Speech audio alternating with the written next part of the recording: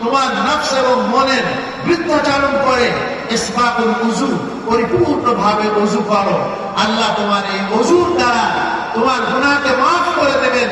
তোমার চোখের গুনাহ, জবানের গুনাহ, হাতের গুনাহ, পায়ের গুনাহ এই ওযুর দ্বারা আল্লাহ তোমাকে ক্ষমা করে দেবেন এবং তোমার দরজা, মর্তবা এবং লেভেলকে আল্লাহ জান্নাতের মধ্যে বৃদ্ধি করে দেবেন।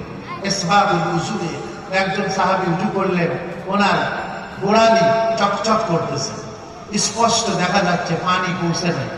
অনেক সময় শীতকালে এই গরুই এর গোড়ায় চামড়া ভাঁজ থাকে, সেখানে পানি পৌঁছে না, গোড়ালিতে ঠিক মতো পানি পৌঁছে না, এই আঙ্গুলের ভিতরেও টিপার মধ্যে এখানে পানি পৌঁছে না।